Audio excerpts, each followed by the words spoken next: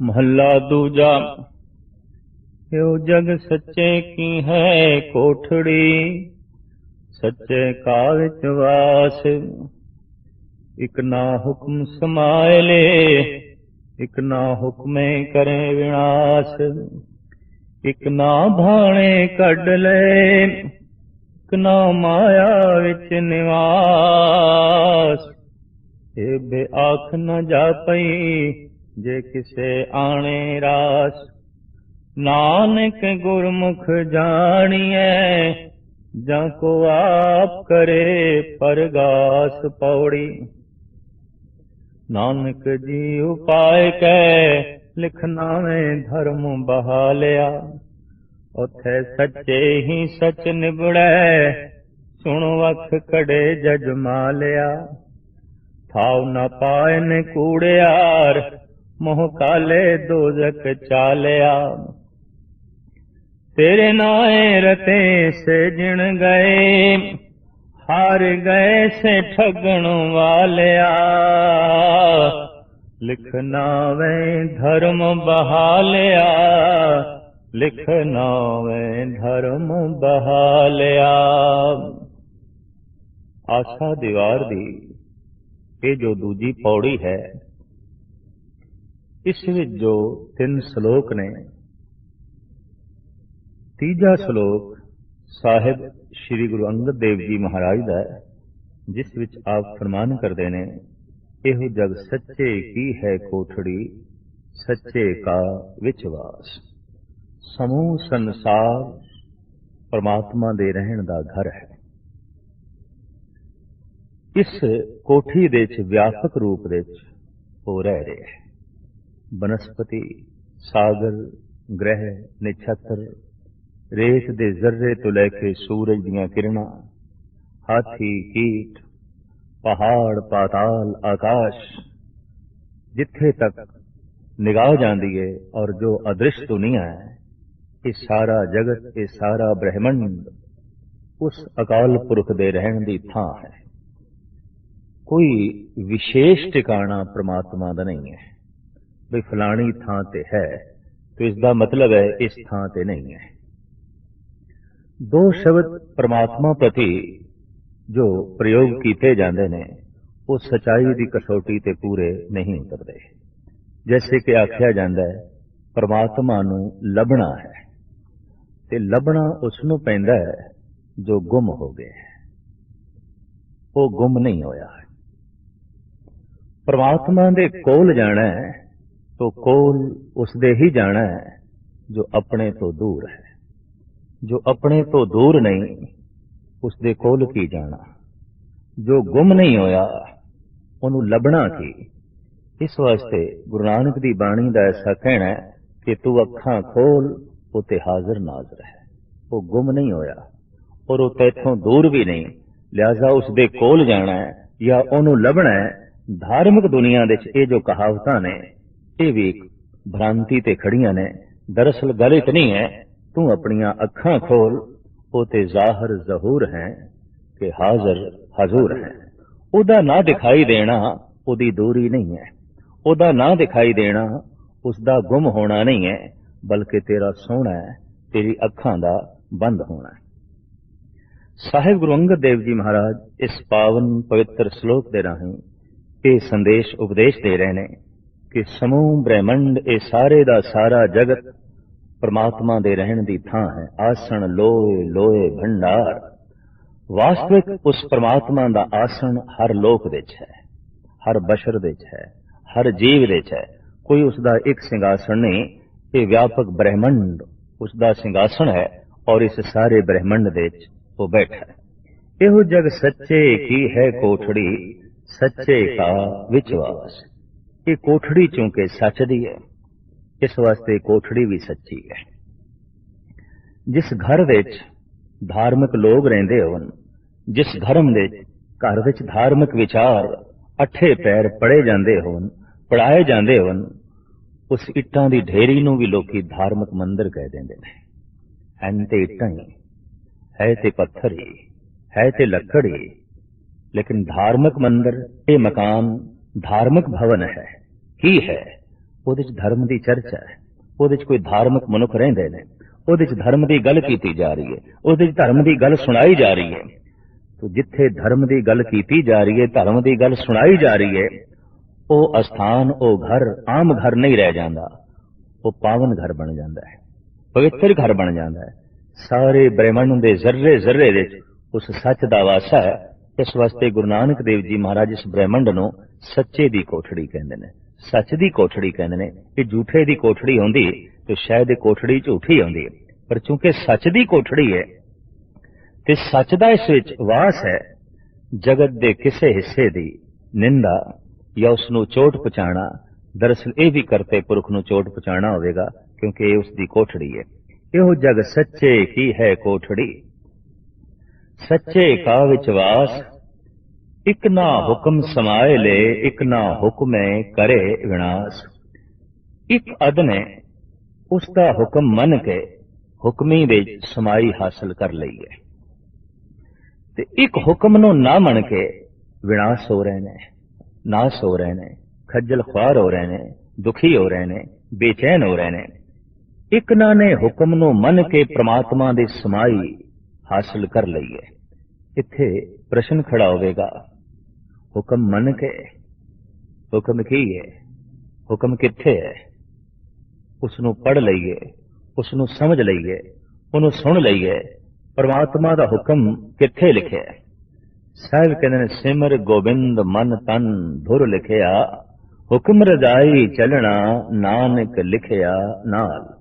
ਹੁਕਮ ਤੇਰੇ ਨਾਲ ਲਿਖਿਆ ਹੋਇਆ ਹੈ। ਕਿਹੜੀ ਭਾਸ਼ਾ ਵਿੱਚ ਹੈ? ਦਰਅਸਲ ਪਰਮਾਤਮਾ ਦੀ ਭਾਸ਼ਾ ਅੱਖਰਾਂ ਵਿੱਚ ਨਹੀਂ ਆਉਂਦੀ, ਮੌਨ ਦੀ ਭਾਸ਼ਾ ਹੈ, ਖਾਮੋਸ਼ ਭਾਸ਼ਾ ਹੈ, ਭਾਵ ਦੀ ਭਾਸ਼ਾ ਹੈ। ਉਹਨੂੰ ਸਮਝਣਾ ਪਏਗਾ, ਔਰ ਉਹਨੂੰ ਸਮਝਣ ਲਈ ਜ਼ਰੀਏ ਵੀ ਅਲੱਗ ਅਲੱਗ ਨੇ। तो उसका हुक्म हर मस्तक ते लिखे है, नानक लिखिया नाल। ते जेड़ा उस हुक्म नूं समझ जांदा है वो उस हुक्मे दी लीनता हासिल कर लैंदा है। हुक्म की है? इसनूं गुरु अर्जन देव जी महाराज अपने ढंग नाल बयान करदे ने। जो होवा होवत सो जाने, प्रभ अपने का हुक्म पछाने। हुक्म की है? बड़े सरल शब्दां विच इसनूं खोलिया है गुरु अर्जन देव जी महाराज ने। ते ये ऐसा है जैसे सागर नूं गागर दे च बंद कीता है, जैसे समुंदर कूजे दे समा गया, जैसे एक महान विचार नूं थोड़े जिहा चंद अखरां विच बयान कर दिता है। जो होवा होवत सो जाने, प्रभ अपने का हुक्म पछाने। जो होया है होना ही सी, जो होवा वो वत्सो जाने। जो होया है इनू होन हार जाने, ये होना है। प्रभ अपने का हुक्म पछाने। अज तक धार्मिक दुनिया च ऐसा ते थां थां ते आख्या जांदा है, बार बार आख्या जांदा है, रब दी रजा, उसदा हुक्म, उन्हों मनो, ओदी रजा विच राजी रहो। पर सवाल ये पैदा हुंदा ओदी रजा है की? प्रश्न ये खड़ा होता है, उदा हुक्म है कि? धार्मिक दुनिया विच ऐसा आख्या जाता है, ऐसा समझाया नहीं जाता कि उसका हुक्म की है, उसकी रजा की है। गुरु अर्जन देव जी महाराज इसनूं खोल देने कि उसकी रजा की है, उसका हुक्म की है। जो होआ हो वत्सो जाने, प्रभ अपने का हुक्म पछाने। ये अपने प्रभु का हुक्म है कि जो होया है ये होना ही सी। बस यही हुक्म है, यही उसकी रजा है। दिन होया है होना ही सी, रात होई है होनी ही सी, जन्म होया है होना ही सी, मरण होया है होना ही सी, नफा होया है ये होना ही सी, नुकसान होया है ये होना ही सी, सर्दी हुई है ये होनी सी, गर्मी आई है ये आवनी ही सी। गरज के जो कुछ हो रहा है बस ये उसका हुक्म है। ते हो रहे नू कबूल कर लेना, प्रवान कर लेना, ये उसकी रजा नू मनना है, ये उसके हुक्म नू मनना है। और रजा दे च राजी होना मामूली खेड नहीं। इते सूरी ऊपर खेलना, गिरे तो ठाहर ना है। जो हो गया है इनू कबूल कर लेना। दरअसल कई दफा ऐसा होया है कि जन्म होया है कबूल है, मरण होया है कबूल नहीं। नफा होया है परवान है, नुकसान होया है कबूल नहीं। इज्जत मिली है कबूल है, बेइज्जती हो गई है परवान नहीं। दरअसल मनुख परमात्मा दे हुक्म नूं अपने अनुकूल ढालना चाहता है ते परमात्मा अपने हुक्म दे अनुकूल जगत नूं चलाना चाहता है। गल यह है, और इस कशमकश करके मनुख दुखी है। दरअसल चलदा ते मनुख उसदे हुक्म दे ची पिया है। सर्दी हुई है, ये होनी सी ते हुण बंदे नूं कितनी भी कबूल ना होवे, सर्दी ते रहेगी। नहीं तेनू कबूल ते ना सही, ये ते रहेगी। गर्मी हुई है, ये ते होनी सी और होके रहेगी। जे तेनू कबूल नहीं ते इस दे च तेरा कबूल ना करना कोई मैंने नहीं रखता। तू चीखदा रहे, चिल्लांदा रहे, लू चलती रहेगी, गर्मी होवेगी, ये रहेगी। जन्म होया है ये होना ही सी, मरण होया है ये होना ही सी। जो होना सी, जो होया है, इनू कबूल करना परमात्मा दा हुक्म मनना है। ब्रह्मंड दे च सब कुछ हो रहा है, कीता नहीं जा रहा। नवे दीप प्रगट हो रहे ने, पुराने दीप बुझ रहे ने। नवे ग्रह छत्र जन्म ले रहे ने, कुछ टुट रहे ने, कुछ मिट रहे ने। एक बहुत वड्डी लीला चल रही है, एक बहुत वड्डा खेल चल रहा है, जिसनों परवान करना पेगा, कबूल करना पेगा। तेरे शरीर दे श्वास चल रहे ने, तू चला नहीं रहा। दिल धड़क रहा है, तू धड़का नहीं रहा। खून चल रहा है, तू चला नहीं रहा। इसे तरीके नाल सब कुछ जगत दे च हो रहा है, कीता नहीं जा रहा। दो तरह के मनुख ने जो ऐसा दावा करनगे, नहीं ये मैं कीता, ते जे तू कीता है ते तेरे कीते नाल सुख मिले है, इनू तू कबूल कीता है, ते दुख मिले है, ये क्यों नहीं तू कबूल कीता? ये भी तेरी कृत। जे तेरा ही कीता है सब कुछ, ते जन्म दिन ते तू मिठाई वंडी है, ते मरण दिन नू भी खिड़े मत्थे कबूल कर, फिर तस्लीम कर। इज्जत मिली है, तू खुश होया है, बेइज्जती नू भी झोली च पा। नफा होया है, तू प्रसन्न होया है, नच उठे है, नुकसान नू भी झोली च पा। बहुत औखा है। हुक्म या ते सारा ही मनिया जा सकता है, या सारे हुक्म तो इनकार किया जा सकता है। ऐसा नहीं हो सकता भी मैं अद्धा हुक्म मनना ते अद्धा नहीं। और यह हकीकत है कि कोई इनकार करके भी हुक्म मनन तो बच नहीं सकता, लेकिन इनकार करने दे नाल दुख होर वधा लेगा, बेचैनी होर वधा लेगा।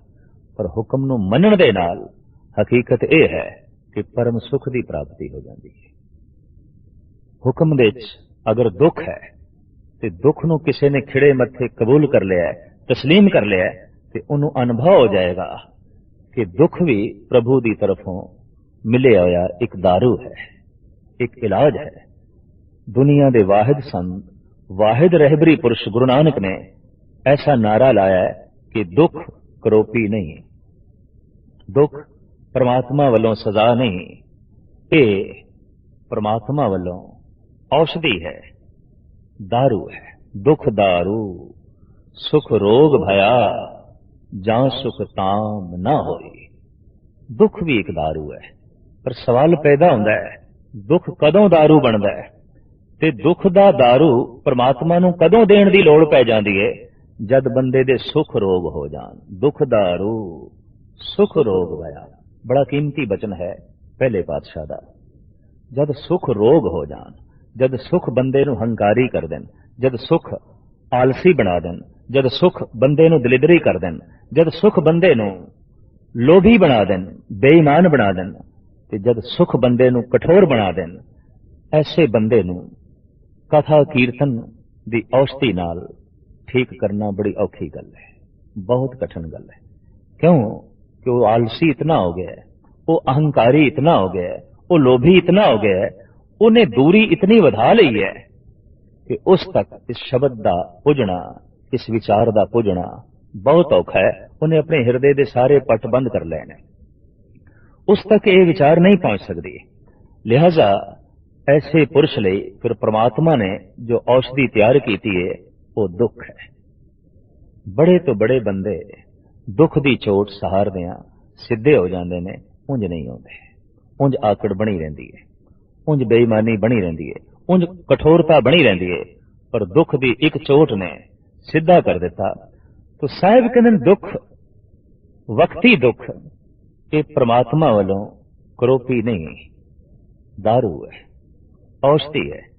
और इस दारू की उदों लोड़ पैंदी है जदों सुख रोग बन जान। दुख दारू सुख रोग भया, जा सुख ताम न होई, तो जो हुआ हो वत्सो जाने, प्रभ अपने का हुक्म पछाने। जो होया है ये होना ही सी, यही हुक्म है। और इसनू जो खिड़े मथे तस्लीम कर लेंदा है, समझ लो वो रजा विच राजी है। ते जो रजा विच राजी है उसते परमात्मा राजी है, उसते गुरु राजी है। रब किसते राजी है? जो उसकी रजा विच राजी है, उसका संबंध जुड़ जाता है, वो परमात्मा दे बहुत नेड़े चला जाता है। तो साहिब गुरु अर्जन अंगद देव जी महाराज इस पावन पवित्र श्लोक के राही ये संदेश उपदेश दे रहे हैं कि एक अद भगता ने हुक्म नूं मन के हुक्मी दे समाई हासिल कर ली है, रजा नूं मन के उस परमात्मा दे लीनता हासिल कर ली है। एक अद हुक्म तो इनकारी होके अपना जीवन नाश कर लिया है, अपना जीवन ख्वार कर लिया है। हुक्म तो इनकारी मनुख हो सकता है, लेकिन हुक्म तो बच नहीं सकता है। मछली सागर विच घूमदी हुई ऐसा कह सकती है, सागर मैनू प्रवान नहीं, ऐसा कह सकती है, ऐसा उसनू खोल है, लेकिन पानी तो बाहर रह के विचर नहीं सकती, उसके हुक्म की उलंघना नहीं कर सकती। उसके हुक्म तो इनकार होने का जज्बा उजागर कर सकती है। नदी के एक कंढे तो लेके दूसरे कंढे तक मच्छी जा सकती है, पर पानी तो बाहर निकल के कलोल नहीं कर सकती। मच्छी दरिया विच घूमदे आया ऐसा कह सकती है, पानी विच रहना मैनू कबूल नहीं, पानी विच विचरना मैनू ये प्रवान नहीं। लेकिन फिर भी पानी तो बाहर रह के ये विचर नहीं सकती। मनुख ऐसा कह सकता है, हे परमात्मा ये तेरा हुक्म मैनू कबूल नहीं, ये तेरी रजा मैनू प्रवान नहीं, लेकिन फिर भी उसकी रजा तो बाहर हो नहीं सकता, फिर भी उसके हुक्म तो बाहर हो नहीं सकता।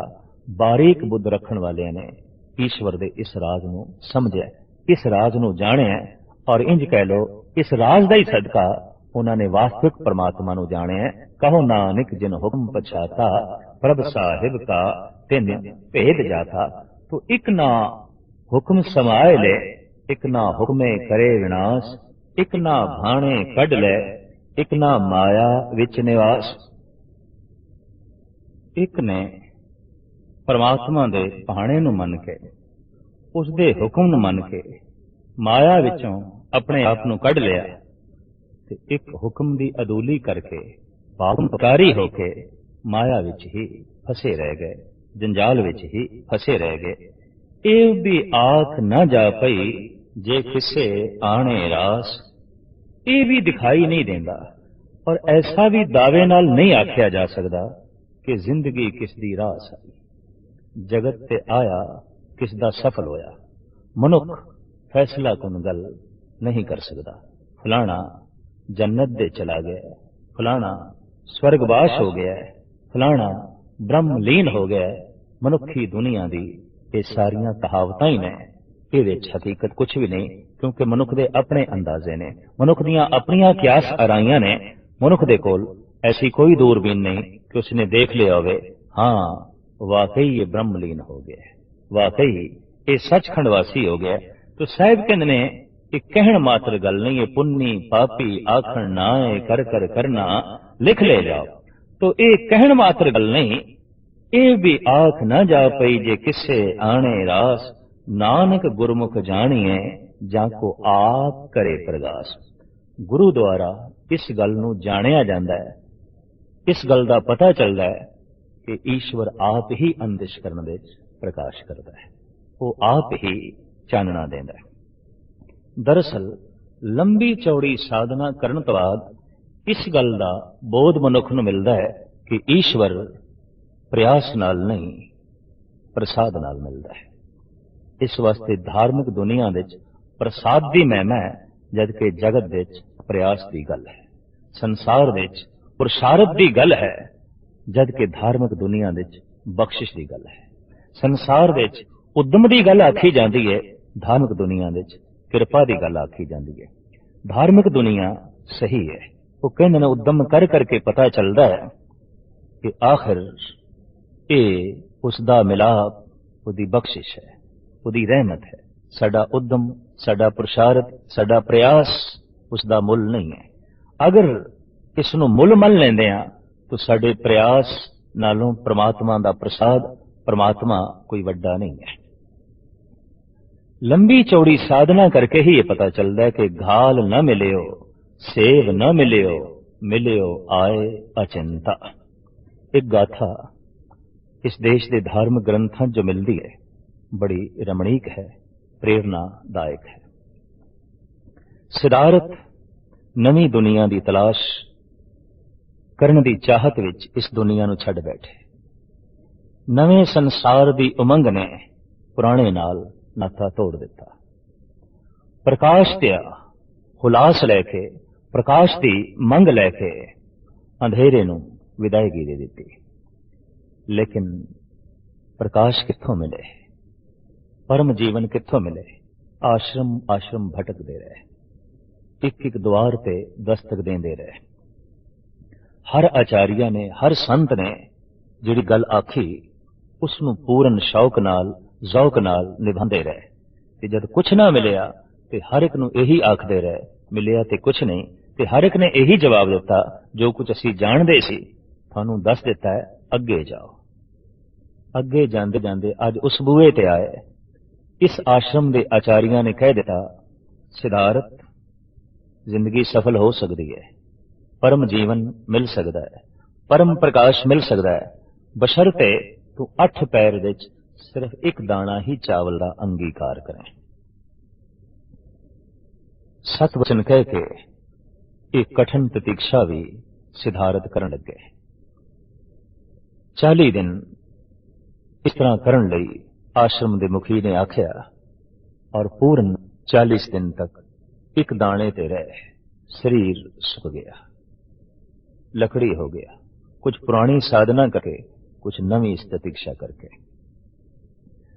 लेकिन जब आज 40वां दिन भी संपूर्ण हो गया तो घटना कुछ भी ना घटी, आश्रम के आचार्य के अगों प्रश्न उत्तर होके खड़े हो गए। प्रश्न चिन्ह बन के सवालिया हरूफ लेके सामने खड़े ने, गल ते कुछ भी नहीं बनी। तो इस आचार्य ने भी कह दिता, जो कुछ असीं जाणदे सी दस दिता है, तुसीं किसी होर बूहे ते जाओ। लेकिन होर थां तो कुछ होर खबर मिले तो सानू जरूर दसना। रुखसत हो गए। निढाल शरीर आहिस्ता आहिस्ता जा रहे हैं, अंदर शांति की इच्छा छड़ दी, परम जीवन की प्राप्ति की जो उमंग सी वह भी छड़ दी। ईश्वर मिले ये इच्छा भी एक पासे सुट दी। निरंजना नदी बड़े औखे ढंग नाल अबूर कर रहे ने, क्योंकि शरीर विच बल नहीं। एक शाख के आसरे ते आप पार लग गए। बोड़ के दरखत थले बैठ के निराश, शांति तो भी निराश, ईश्वर तो भी निराश, परम सुख तो भी निराश, परम आनंद तो भी निराश, कुछ भी नहीं चाहिए, कुछ भी नहीं चाहिए। ऐसा जद बोध, ऐसी जद भावना अंदर पूर्ण रूप विच पैदा हुई, कुछ भी नहीं चाहिए, सब कुछ मिल गया, सब कुछ झोली विच पै गया, समाधि लग गई और परम आनंद की वर्षा उसे दिन हो गई। सुखे जीवन ते हरा भरा हो गया जीवन, नवे हुलास पैदा हो गए, अंधकार विच परम प्रकाश हो गया। इस वास्ते जगत दे हर रहबरी पुरुष ने ते हर साधक ने आख्या, परम सुख मिले है साडे प्रयास नाल नहीं, उसदे प्रसाद नाल, साडे उद्यम ते मेहनत नाल नहीं, उसदी बख्शिश दे नाल। पर यह घालना घाल घाल के पता चलता है। तो सतगुरुदेव जी महाराज कहते हैं गुरु द्वारा ही ये गल जानी जाती है कि जिसनों वो आप प्रकाश देवे वही प्रकाशमान होंदा है, उसनों ही सूझ पैंदी है। पौड़ी नानक जी उपाय के लिख नामे धर्म बहा लिया। सतगुरुदेव जी महाराज का फरमान, जीव पैदा करके हर जीव दे नाल परमात्मा ने धर्म बिठाता है, मर्यादा असूल। धर्मराज किथे बैठा है ये कोई नक्शा फोल के देखने की लोड़ नहीं, ये कोई पृथ्वी का शहर नहीं। धर्मराज हर एक दे अंदर बैठा है। धर्म मर्यादा मनुख जो कुछ भी करता है वो अंदर अंकुरित हो जाता है। जो बोलता है, जो सोचता है, जो सुनता है, जो वेखदा है, जो करता है, ये सब नहीं जाता, अंदर अमिट छाप इसकी लग जाती है। यही चित्रगुप्त है, यही धर्मराज है। और ऐसा तो हो सकता है कि कागज ते लिखिया होया जलाया जा सकता है, कागज ते लिखिया होया मिटाया जा सकता है, पर अपने आप दे साडे कीते कर्म लिखे जाते हैं, दुनिया की कोई ताकत नहीं मिटा सकती उस परिपूर्ण परमात्मा तो बिना, उस अकाल पुरख तो बिना। तो ये धर्म उस परिपूर्ण परमात्मा ने हर एक दे नाल बिठा दिता है। उत्थे सच्चे ही सच निबिड़े चुन वख कड़े जज मालिया। ओ धर्मराज, ओ जो मर्यादा परिपूर्ण परमात्मा ने बनाई है, उत्थे निबेड़ा सच ते ही है। सच ही अंगीकार होंदा है। चुन के वख कड़ दिते जांदे ने जिन्हां ने जजिया देना है, भाव जो झूठे ने, जिन्हां कर देना है, जिन्हां ने जजिया देना है, जिन्हां ने दंड भोगना है, जिन्हां ने कीते कर्मां दी सजा भोगनी है, वो वख कर दिते जांदे ने। थां ना पाए न कूड़ियार मोह काले दोज़ख चालिया। प्रभु दे सच अस्थान विच इस तरह के पुरुषां नूं थां नहीं मिली, लिहाजा मुंह काला लैके वो दोज़ख दे जांदे ने। भाव भैड़े संस्कार, भैड़ा चित्रण, वो जो भैड़ी तस्वीर बनी है वही लेके जाते ने।